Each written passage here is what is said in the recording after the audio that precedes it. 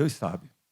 Esse sermão que eu estou trazendo hoje à noite, que o Senhor me deu hoje à noite, eu já preguei 3 vezes sobre esse texto. 3 vezes. Nenhuma vez foi igual à outra. Né? E quando eu botei esse slide, eu comecei a preparar, eu tinha orado a Deus, foi aí que Ele falou para mim, você só tem unção, você não tem mais nada. Você não tem conhecimento, você não tem nada. E é muita responsabilidade falar para vocês. O que a gente está falando hoje à noite aqui, Projeto Genezaré. Por que é que eu botei o Projeto Genezaré? Vocês vão entender, espero em Deus que eu tenha a capacidade de passar para vocês o que é o Progresso Genezaré, o projeto. Nós temos em nossas vidas, quando a gente criança ainda, a gente pensa, muitos queriam ser bombeiros, o outro quer ser médico, o outro quer ser policial. Irmãos, eu queria ser caminhoneiro, irmãos. Era o meu sonho. Depois o nosso sonho vai mudando. A gente vai aumentando o nosso projeto. E aí, um cara lá resolve, eu vi, o irmão estava falando de Santos Dumont, que fez o avião, estava falando com a irmã aqui, não foi, irmã? E disse que tem sim, não sei, irmãos White, não sei como é o nome deles, lá dos Estados Unidos, que reivindicam também. Né? Todo mundo quer ser pai de grandes projetos. Né? Então, eu passei na Ponte Rio-Niterói, fantástico. Né? A gente vê a Torre Eiffel, enorme, daquele jeito. Então, o Grand Canyon, né? Quem já viu essas coisas todas aí, quer dizer, o Grand Canyon foi Deus que fez, né? Esse projeto não dá para a gente comparar com ninguém, não. Ninguém vai igualar isso. Mas nós queremos projetos grandes. Mas você sabe o que acontece? Nós somos alcançados em nossas vidas por projetos pequenos. Projetos insignificantes. E às vezes a gente chama esses projetos de criação, família, estar na igreja, cantar de vez em quando. Olha, eu falar em cantar, que upgrade maravilhoso, viu? De quando eu cheguei para agora, meu irmão, que coisa maravilhosa. Parabéns, viu, irmãos? Que igreja rica nós temos, cheia de talentos, né? Poxa, eu vinha para as quintas-feiras por causa da coinonia, sabe, pastor? Que é muito maravilhosa, viu, pastor, lá atrás. Viu? Aliás, eu tomei 2 sustos, que eu vim 2 semanas que não tive. Eu fiquei triste, que não se repita. Hoje tem, pastor? Hoje tem, né? Okay. Pastor, não me assuste não, pastor, que eu tenho que terminar o sermão. Eu tenho que terminar. Mas agora com esse grupo aí, que maravilha, irmãos. Fiquei muito feliz. É bom a gente ver a igreja funcionando, certo? Então, nós somos tomados por projetos pequenos. E vocês vão entender que, às vezes, os projetos pequenos é que movimentam as nossas vidas. Porque o ser grande e o pequeno perpassa por uma observação pessoal. Não é a observação de Deus. Você quem quantifica, você quem qualifica esses projetos. E às vezes você, tomado pelos insucessos, de estar repetindo a mesma coisa sem conseguir, ou pelo maligno efeito comparativo com outras pessoas que são megalomaníacas, outras bem-aventuradas que Deus deu o prazer, o poder de fazer grandes coisas, não importa, isso não compete a gente se sente pequeno. Então, vou trazer para vocês o projeto Genezaré. Antes, a gente vai fazer a leitura bíblica, porque é bom, né? É bom a gente fazer a leitura bíblica. Aqui eu não vou enxergar. Eu vou ler aqui no meu, depois vocês vão acompanhando, tá bom? Vamos ler, então, em Mateus, capítulo 14, versículo 22 a 27. Nós temos a mesma passagem também em Marcos, nós temos também lá em João, também. Os textos se completam, tanto nesses sinóticos quanto também em João, também. A gente vê detalhes diferentes de um para o outro. Então, a gente vai ficar aqui em João capítulo 14, 22 a 27. E diz o seguinte, vamos lá? Logo a seguir, compeliu Jesus os seus discípulos a embarcar e passar adiante dele para o outro lado, enquanto ele despedia a multidão. Leiam.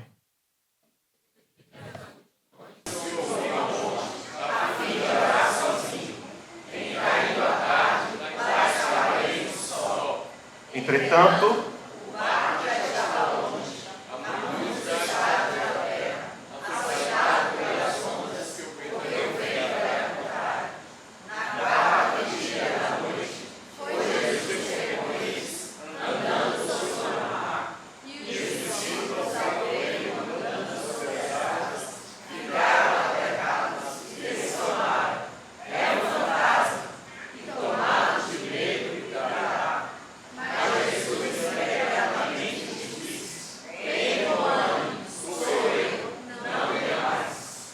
Vocês andaram treinando. Vocês andaram treinando, porque está tudo bonito, certo? Parabéns. Continue.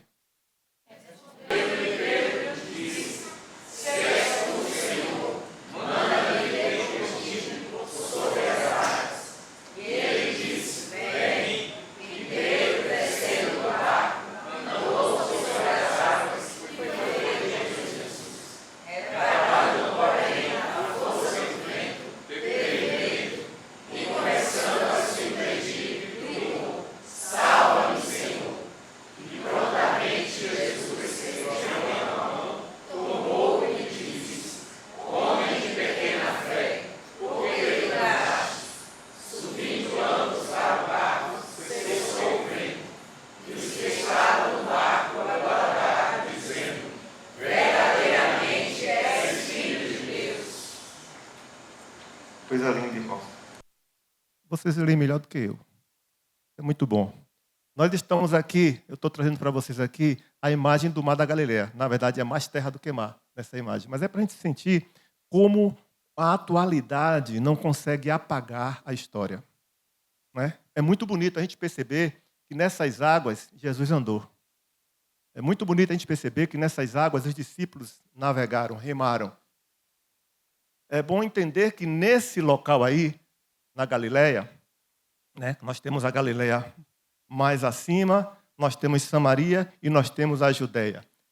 E mais ou menos, irmãos, em torno, nós temos na Bíblia entre 35 e 40 registros de milagre do Senhor. Ele fez muito mais, certo? Mas em registro está em torno disso. Mais ou menos metade foi feito nesse local. Muitos em Cafarnaum, certo? Muito. E aí a gente está vendo mais uma ideia do Mar da Galileia, que, na verdade, não é um mar. Não é? É um lago, certo? Que é alimentado pelo Rio Jordão, certo? E agora eu queria mostrar para vocês onde nós estamos. Aqui é o Mar da Galileia, lá em cima, certo? Também chamado de Tiberíades, certo? Ou Genezaré, ou também de Quino, ou Kineret, no Antigo Testamento, é chamado disso porque, e vocês vão saber por quê. Eu só estou falando isso porque eu quero que vocês se lembrem disso, certo? Por isso que é importante. Eu nem sei hebraico direito, irmão. Não sei nem português, quanto mais hebraico. Então, mas é bom que vocês saibam, certo? Então, nós estamos lá em cima. Aqui nós temos o Mar Morto, lá nós temos o Lago de Tiberíades, que é também Genezaré e que é também... Como é o nome? Mar da Galileia, muito bem. E Kineret, que é do hebraico, que na verdade dizem os estudiosos, eu não sei se é isso, certo? Não sei, que vem da palavra quino, que é harpa. Por que harpa? Né? A gente vai entender por quê. Quando você olha aqui, o Mar da Galileia, ele tem uma forma de harpa, tá vendo? Ele tem uma forma de harpa. Esse lugar que vocês estão vendo assim esbranquiçado aí, é porque eu queria deixar marcado, mais ou menos marcado, a região que corresponde à planície de Genezaré. A planície de Genezaré deu nome ao sermão, certo? Que é o projeto Genezaré. Por que Genezaré? E vocês vão ver que quando você começa a estudar os evangelhos, que você vai ver Mateus, que você vai ver Marcos, que você vai ver João, você vê que não há consistência nos nomes. Né? Em João, por exemplo, ele fala de Cafarnaum. Mas por que isso acontece? É porque, na verdade, a região era Genezaré. Cafarnaum fazia parte desse largo, dessa planície de Genezaré. Né? Lembra daquelas cidades que o Senhor diz assim, ai de ti, Corazim, ai de ti, Betsaida, ai de ti, Cafarnaum. Tirando Corazim, as outras duas estão aí. Corazim está mais ao norte, certo? E aqui, nesse lugar, fechando, nós estamos aqui no lugar onde tudo aconteceu. Foi aqui, entre Tabgar e Cafarnaum. O deslocamento, por incrível que pareça, vocês veem assim, aí você já tem gente assustado aí, né? Depende, tem alguma coisa errada aí. Por quê? Porque a Bíblia fala em atravessar o Mar da Galileia. E o irmão está mostrando um deslocamento paralelo à margem. Né? É porque, na verdade, não atravessou mesmo não, irmãos. Certo? A Bíblia não se propõe a fazer nenhum compêndio de geografia ou histórico, nada disso. A Bíblia traz a palavra de Deus. Quem escreveu isso aí, quem escreveu foram homens que escreveram, que alguns não tinham nem, vamos dizer assim, não eram alfabetizados. Certo? Como, por exemplo, Pedro, André, Tiago, João. Né? Quem vê João, na sua teologia, certo? Não pode entender como é que João falou tanta coisa assim, né? Bem, isso aí é outro estudo, certo? Mas eu queria que vocês percebessem aqui que eu coloquei ali 2,54 quilômetros, que é o espaço de onde Jesus fez a multiplicação dos pães, onde os discípulos entraram, até Cafarnaum. Eu estou usando Cafarnaum porque eu estou usando o texto, nesse momento, de João como a rota final. Em João diz que eles chegaram a Cafarnaum. Onde ficava Cafarnaum?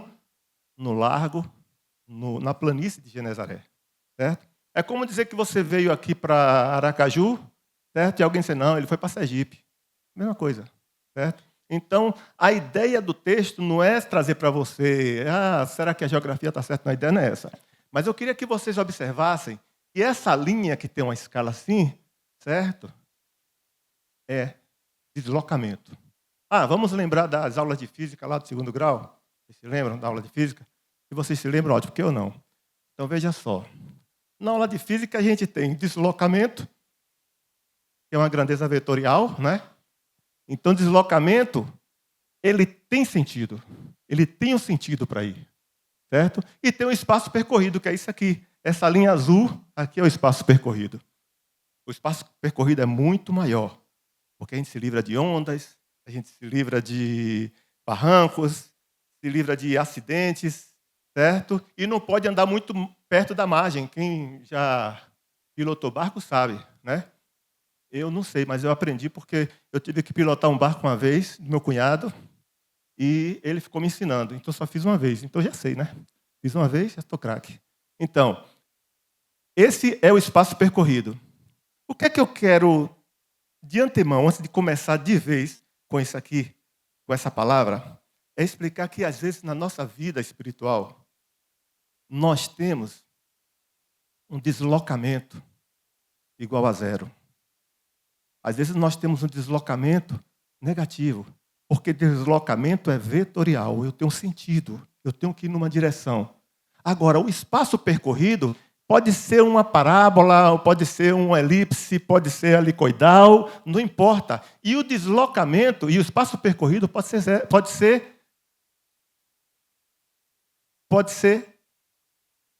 zero?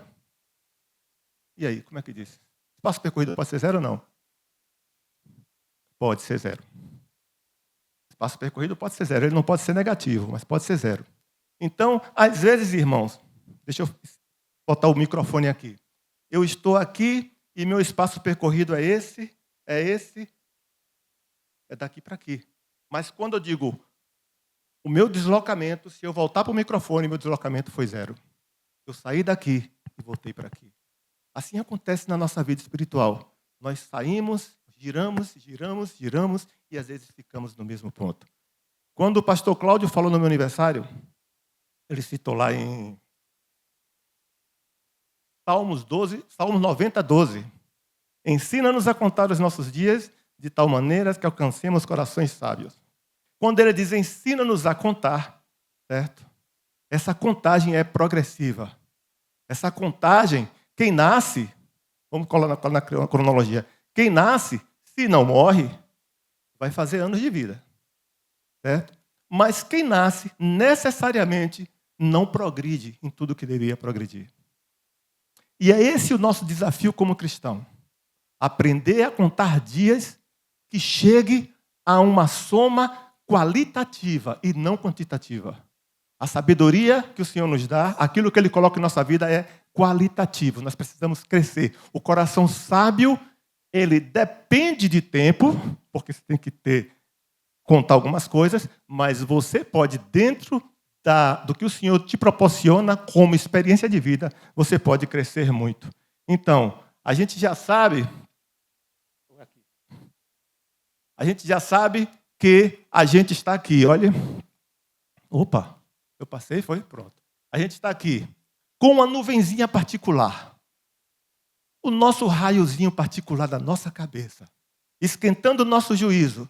Porque eu não consigo fazer muita coisa. Mas apesar de tudo isso, tem uma palavra que eu não quero que vocês se esqueçam. Essa palavra aqui, compeliu. O Senhor insistiu. E que projeto é esse? O projeto de Genezaré. O projeto de Genezaré foi um projeto que Deus propôs aos seus discípulos. Jesus. Entrem no barco e vão até Cafarnaum. Saiam daqui. Eu quero que vocês vão embora. Nós tínhamos lá 4 pescadores, um cobrador de imposto, 7 sem profissão e um desconhecido. Eita, começou a heresia. O irmão colocou um desconhecido que não está na Bíblia. Onde está esse desconhecido? Esse desconhecido está aqui dentro. Esse desconhecido sou eu e você. A minha proposta hoje à noite é colocar você dentro desse barco. A proposta de Jesus nessa noite é fazer com que você obedeça. E obediência, eu coloquei um capítulo especial para a obediência, certo? A obediência, primeiro, eles não queriam. Eu vou dizer para vocês uma coisa que eu acho interessante.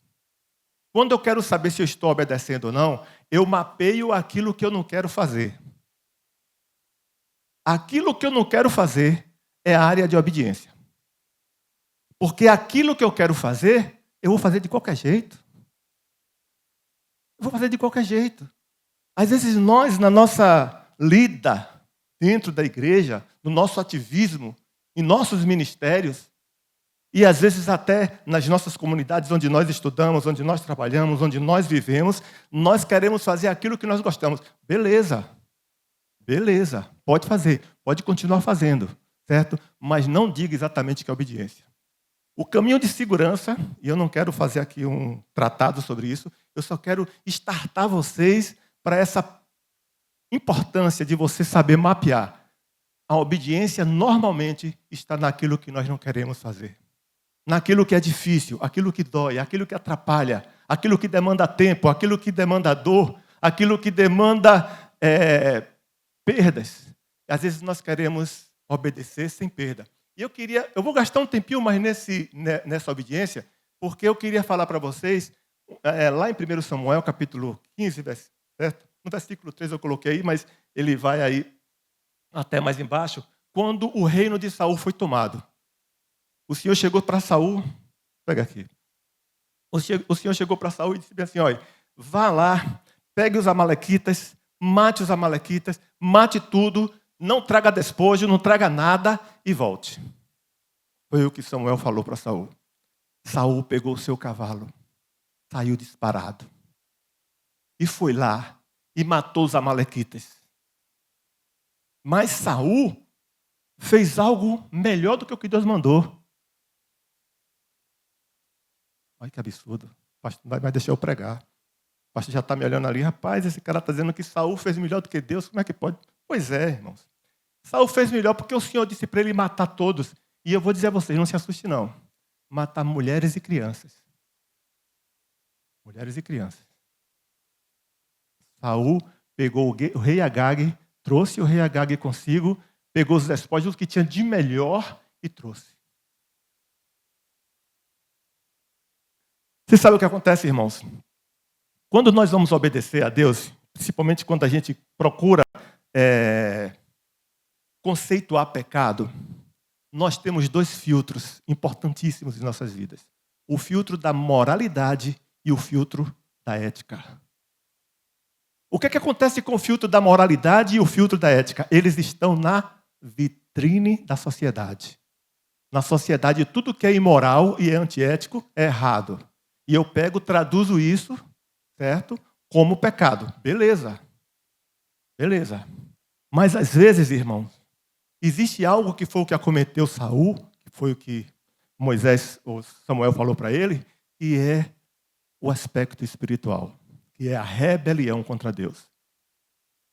Na rebelião contra Deus, quando você se insurge contra o Senhor, às vezes nós estamos sentados nas igrejas E as pessoas apontam para você, apontam para mim e não conseguem ver imoralidade, não conseguem ver atitudes antiéticas, mas eu sou uma pessoa que estou me insurgindo contra o Senhor. A rebeldia faz com que você fique calado. A rebeldia é algo silencioso que carcome a espiritualidade e não nos permite que cresçamos. E ninguém pode apontar o dedo para você e você olha para irmãos que têm 30, 40, 50 anos dentro da igreja e você vê ele estar naquele mesmo lugar sentado. Se você perguntar, ele vai falar a mesma coisa para você. E se você apontar para a vida dele, você não vai achar nada de errado. Porque ele passou pelo filtro da moralidade e da ética. Saul fez isso. Saul fez melhor do que o que Deus pediu. Deus mandou ele matar todo mundo. O que foi que Saul fez? Todo mundo não. O rei, eu vou trazer o rei. Deixa tudo aí não. Eu vou trazer os despojos e vou fazer o que com os despojos? Eu vou oferecer sacrifício ao Senhor. Que coisa linda, irmãos. Que coisa linda. Dentro da nossa beleza moral e dentro da nossa beleza ética, se esconde a espiritualidade carcomida. Nós gostamos do verniz da ética. Nós gostamos do verniz da ética, da moralidade, mas nós estamos tendo um projeto em que o nosso deslocamento é negativo. Lembra que eu falei que o deslocamento vetorial ele pode ser positivo como pode ser negativo. Então a gente está passando dia por dia, mas o meu deslocamento em relação a Cafarnaum não chega. Eu não chega. E por que eu não quero obedecer? O que é que acontece com Cafarnaum que... Eu passei pouco agora. O que aconteceu com Cafarnaum que eu não quero deixar ir para aí? Opa. Eu passei aqui, não foi, irmãos? Ok, muito bem, está aqui. Certo? Então, o que é que acontece que a gente não consegue se desvencilhar? Eu queria falar para vocês algo que é muito importante, que a gente precisa se aperceber. Hoje em dia nós vivemos no período midiático. A mídia é importante. Grande dragão. A mídia, irmãos, pelo amor de Deus, eu não quero falar de ideologia, eu não quero falar disso. Em nome de Jesus, não tem nada a ver com isso, viu? Pelo amor de Deus. Mas a mídia precisa ser controlada, né, irmãos? Por quê? Porque a mídia tem força para movimentar a sua vida. O que as outras pessoas pensam leva você a pensar igual. Hoje em dia, você consegue repetir o que é engajamento. Engajamento, alguém sabe o que é? Alguém sabe o que é like? Sabe o que é monetização? Sabe o que é shadowban?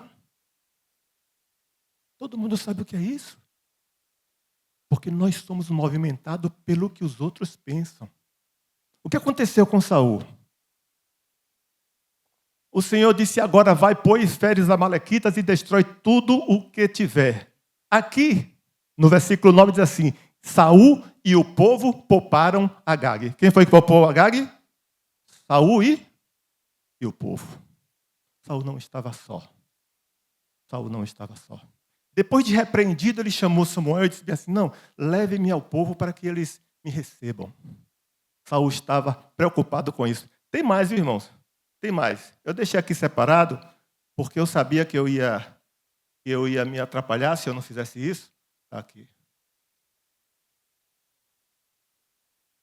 Eu vou ler para você aqui, viu?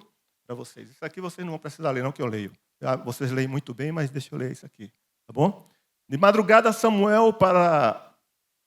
madrugou Samuel para encontrar a Saul pela manhã e anunciou-se àquele. Já chegou Saul ao cordeiro e eis que ele levantou para si um monumento e, dando volta, passou e desceu a Gilgal. Saul tinha levantado um altar. Tem impressão que isso vai cair, né? Saul tinha levantado um altar para ele. Irmãos, vou fazer uma pergunta a vocês. Vocês não precisam responder. O Senhor mandou Saul atacar os amalequitas. Saul pegou o seu cavalo e, olha, foi em disparada. Quando chegou lá, ele não fez o que Deus queria. ele fez outra coisa. Fez melhor, entre aspas. Mas eu pergunto a você, quando Saul começou a desobedecer a Deus?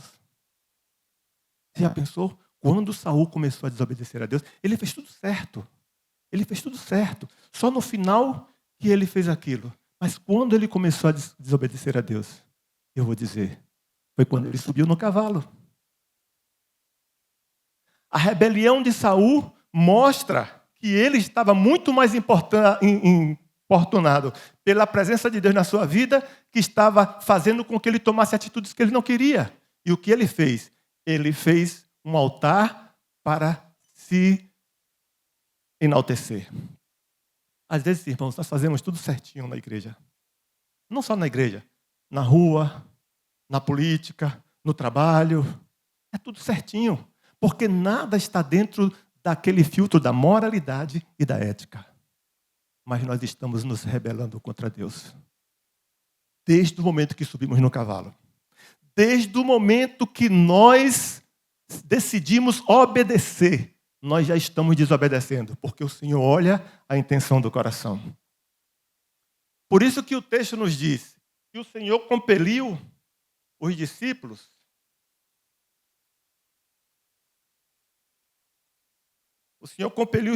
a subir no barco.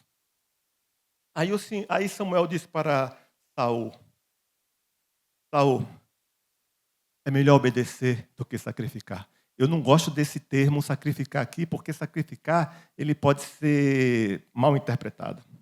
Porque, afinal de contas, sacrifício é uma coisa muito pesada, né? Mas não aí. Não aí. O sacrifício era um rito. O sacrifício era uma liturgia. O sacrifício ele era preparado. O sacrifício ele era majestoso.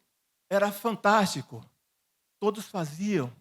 Né? Lembra-se lá do Salmo 51, 17? Certo? Sacrifício para o Senhor é o coração. Não é isso? Certo?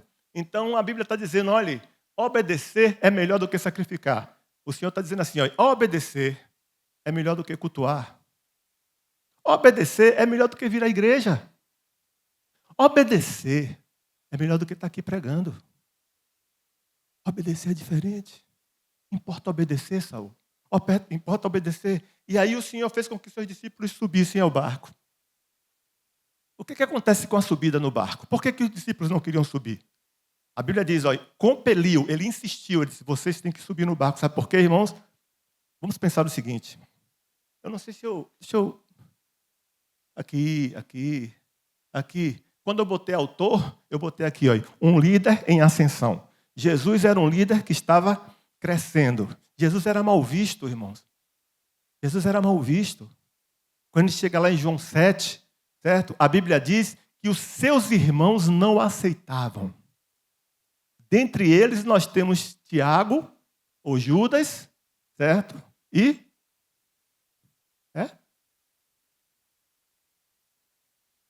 Tiago, certo? Judas e Tiago. Estavam lá, não aceitaram Jesus, eles não aceitavam Jesus.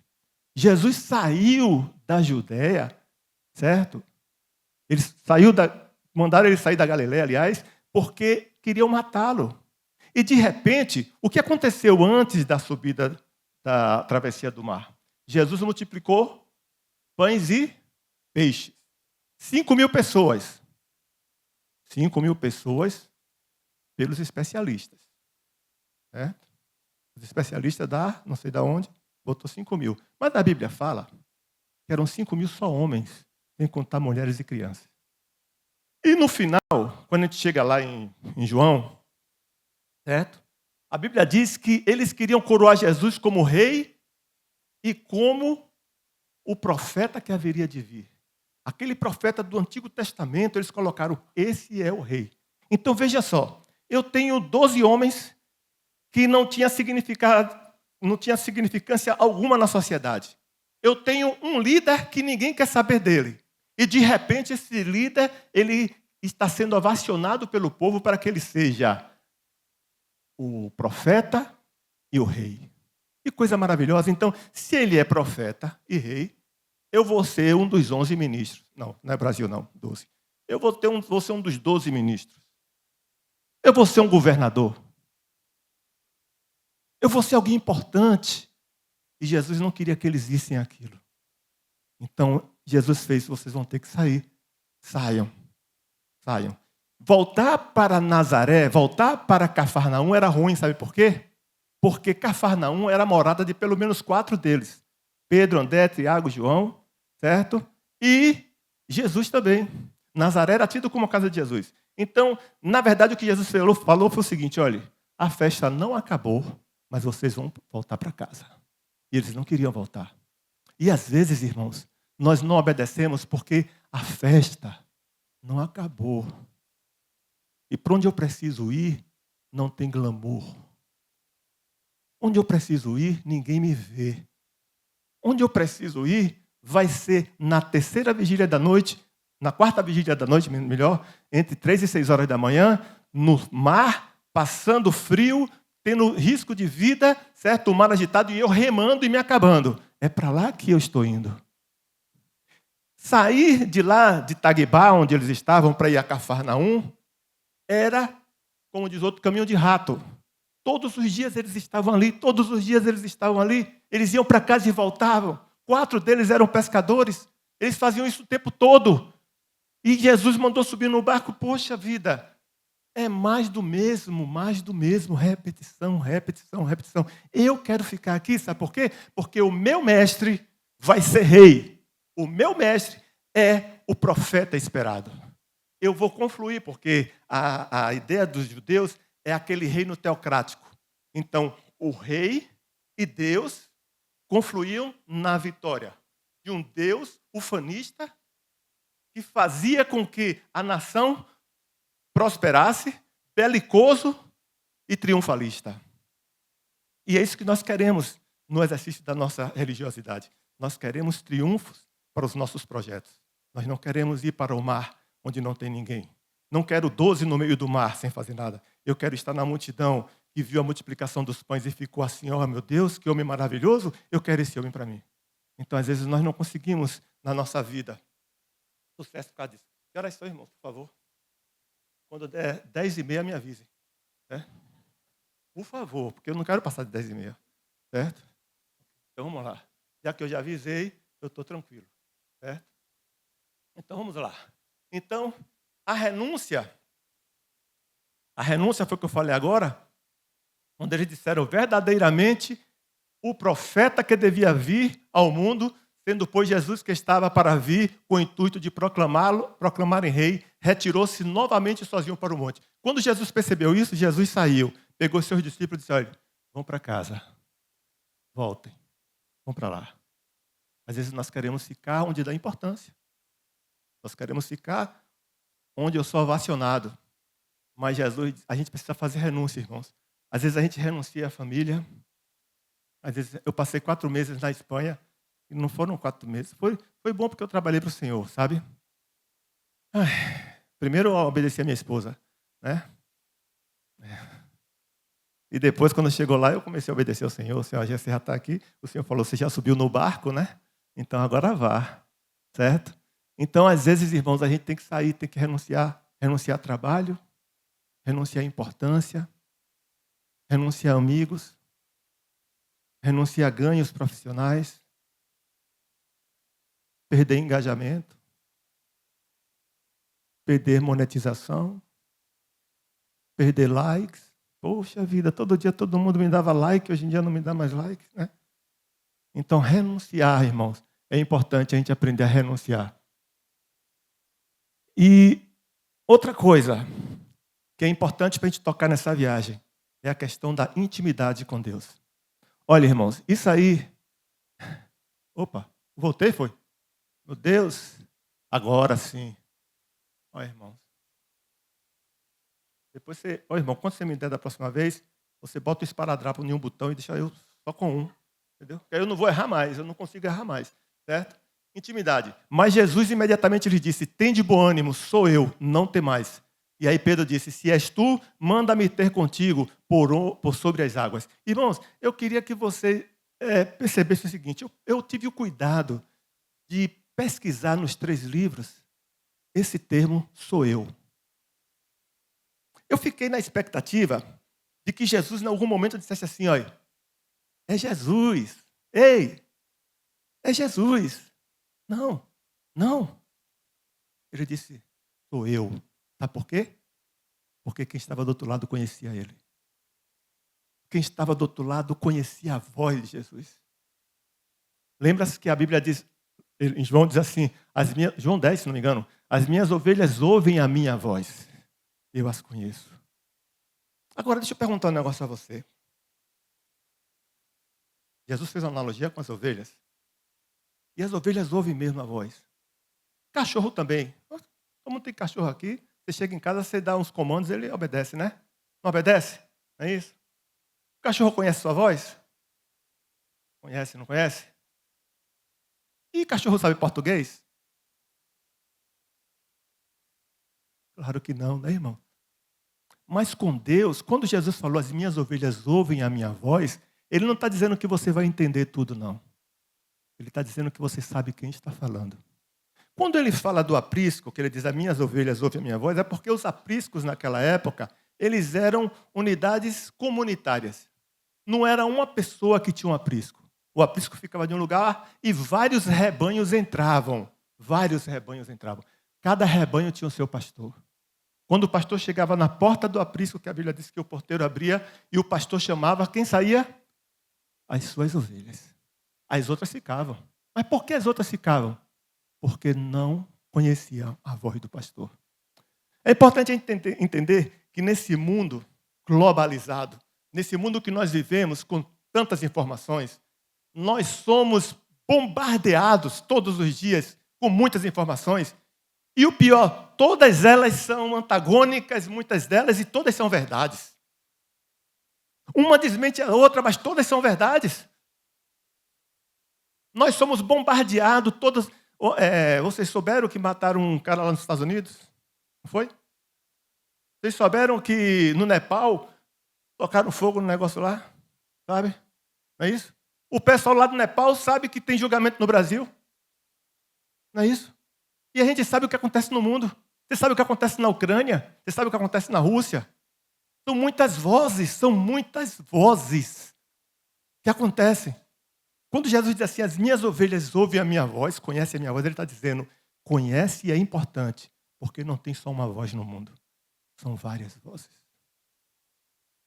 Precisa conhecer porque tem outras vozes. Você não está no mundo ouvindo um som no pé do ouvido aqui, Jesus falando, meu filho. São muitas vozes. São as vozes da desonestidade. São as vozes do ganho fácil. São as vozes da sexualidade exacerbada. São as vozes da mentira. São as vozes da traição. São as vozes dos likes. São as vozes dos engajamentos. São muitas vozes. Mas Jesus disse, as minhas ovelhas. Ela conhece a minha voz. Quando eu chego na porta do aprisco, não importa se tem 10 pastores. Quando eu falar, são as minhas que virão. Quando Jesus chegou e falou bem assim, sou eu. Pedro disse assim, se és tu, Senhor, mas o Senhor não falou o nome dele. O Senhor falou o nome dele, irmãos? Não falou. Ele disse, só sou eu. E Pedro disse, se és tu, Senhor, então manda-me ter contigo. Que maravilha, irmãos. Que maravilha. A nossa viagem não progride, o nosso projeto minúsculo não progride por falta de intimidade.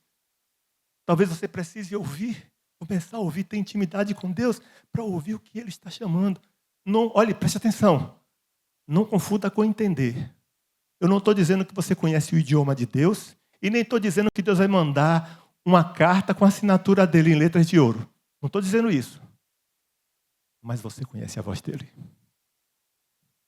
Você conhece a voz dele. E em conhecendo a voz de Deus, você também conhece a voz que não é dele. Isso aqui é importante. Certo? Intimidade com Deus. E finalizando, eu só tenho meia hora a mais, né? Finalizando, ver o sobrenatural. Viver o sobrenatural. Jesus andando sobre as águas. Você sabe por que Pedro desceu do barco, irmão? Pedro desceu do barco porque ele subiu. Tem gente que não conhece o sobrenatural de Deus porque nunca entrou no barquinho do Senhor. Nunca entrou no barquinho do Senhor. Tem outros que não seguem o sobrenatural de Deus porque se esqueceu que nesse versículo aí, um saiu, mas 11 ficaram. 11 ficaram. E é o que acontece. Às vezes nós queremos estar no meio dos 11 porque eu estou no barquinho da legalidade. Eu estou no barquinho da minha pseudo-obediência.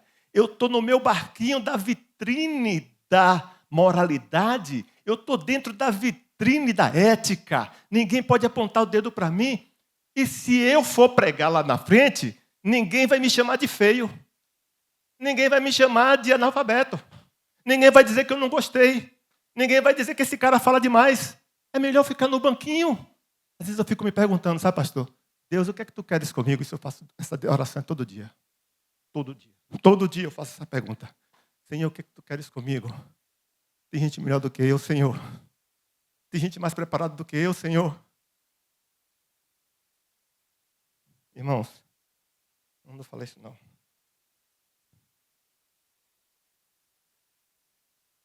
Eu poderia estar em qualquer outro lugar do mundo. Sou aposentado. Criei meus filhos.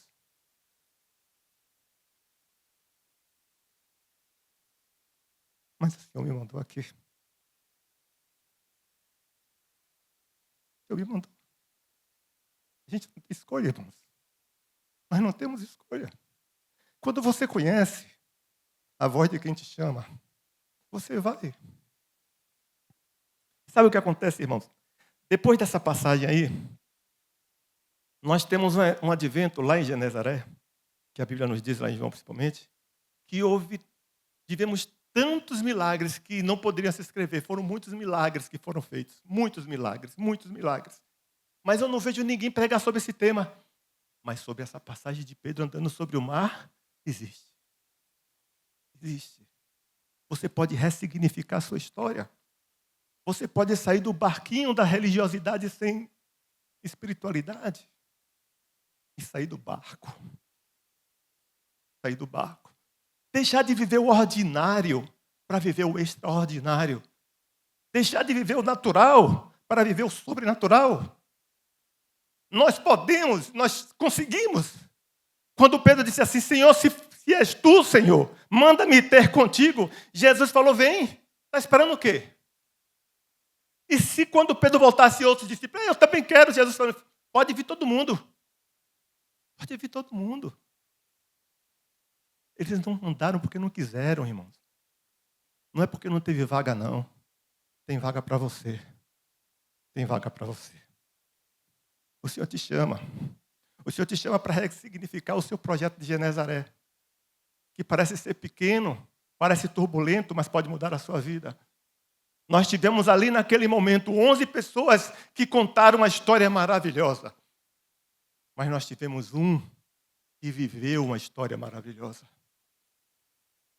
É importante que a gente entenda o que Deus quer para nós. Subir no barco foi uma imposição. Mas sair é a sua opção. Permita que Deus faça isso na sua vida. Permita que Ele transforme a sua vida. Para que o seu barquinho, no meio de turbulência e tudo mais, chegue ao lugar, ao destino que o Senhor traçou para você. E você contando uma história que você viveu. Amém? Vamos orar? Eu não sei quem vai tomar a palavra agora, mas eu queria somente orar. Pastor Paulo? Pastor Paulo? É Cláudio. Olha, um jogou para o outro. Acho que vai ficar a irmã aqui do meio. Pode vir, pode vir.